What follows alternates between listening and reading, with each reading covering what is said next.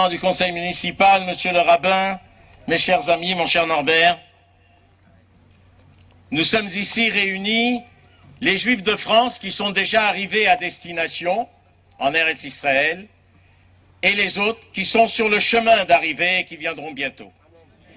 Si l'on vous avait dit il y a quelques jours, à Paris, ou dans une quelconque ville de France, que vous serez bientôt à Hebron, que vous allez défiler avec les drapeaux d'Israël dans la rue, que vous allez chanter des chants à Israël Chai, que personne ne gênera pour le faire, que vous serez dans ce que la presse là-bas, et un certain nombre malheureusement de juifs appellent les territoires, et que vous viendrez revoir les tombeaux d'Abraham, d'Isaac et de Jacob, je ne suis pas persuadé que vous l'auriez cru.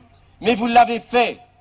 Et c'est une émotion particulière de voir qu'aujourd'hui, des enfants juifs qui n'étaient jamais venus voir leurs ancêtres sont venus et ont dit « nous sommes là ».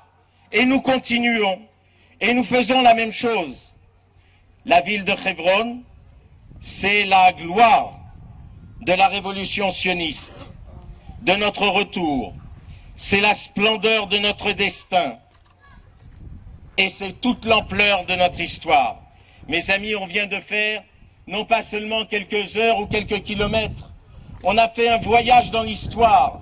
On a fait un voyage de millénaires depuis nos ancêtres et des décennies. Depuis le massacre qui a eu lieu ici il y a 80 ans, le massacre qui était organisé par des gens qui parlaient avec nous. Eux, c'était les modérés.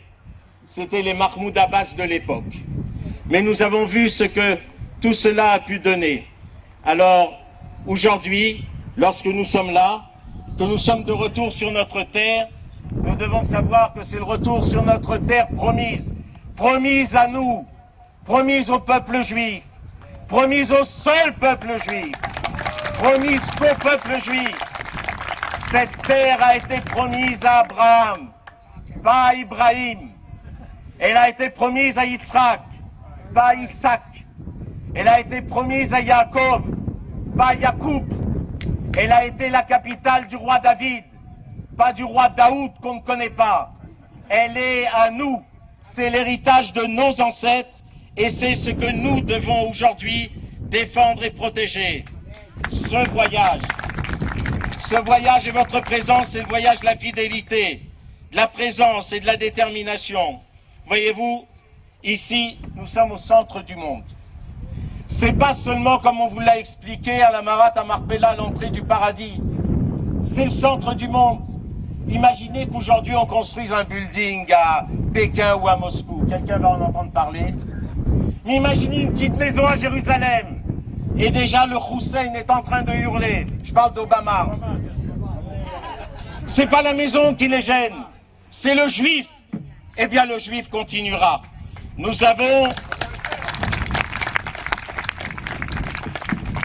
sommes dans la ville de nos ancêtres, et lorsque nous regardons notre histoire, mes amis, quel est l'autre peuple sur terre qui est capable de se regrouper comme nous et de dire nous avons tous été ensemble sur le tombeau de notre même père, de nos mères, nos pères et nos mères à nous tous réunis.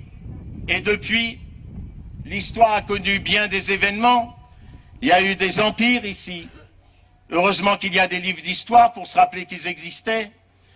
Il y a eu l'Empire romain, il y a eu les Byzantins, il y a eu les Croisés, il y a eu les Mameluks, il y a eu des Britanniques, il y a aujourd'hui des Arabes, et tout cela disparaîtra dans les oubliettes de l'histoire.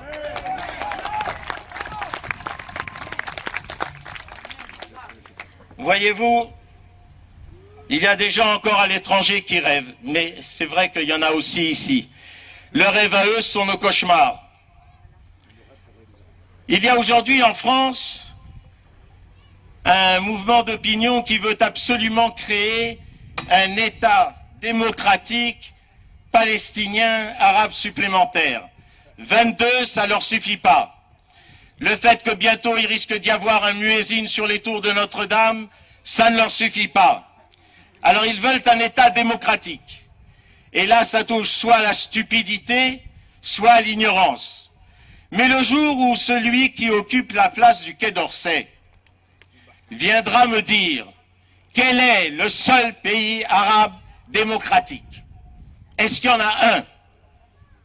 En tout cas, c'est pas que j'en suis fier, mais le seul État dans lequel les Arabes peuvent voter, c'est encore malheureusement chez nous. Et bien entendu, ce sera le cas dans une grande partie de l'Europe. Nous sommes de ceux qui savent,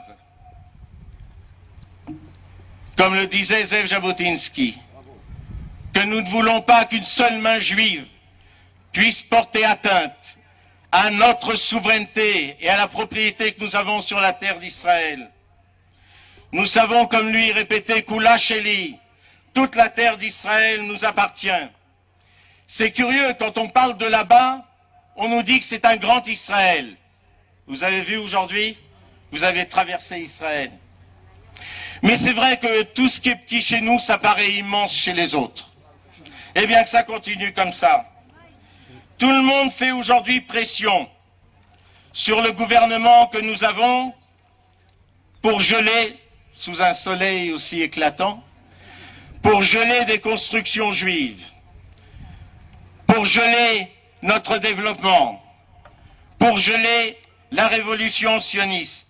Alors mes amis, si le monde entier peut faire pression sur nous, il faut que les Juifs maintenant se lèvent et qu'eux fassent la contre-pression et qu'ils demandent à Monsieur le ministre Edelstein de transmettre au gouvernement d'Israël que nous ne voulons pas d'État palestinien, que nous ne voulons pas céder la moindre parcelle d'Eretz Israël.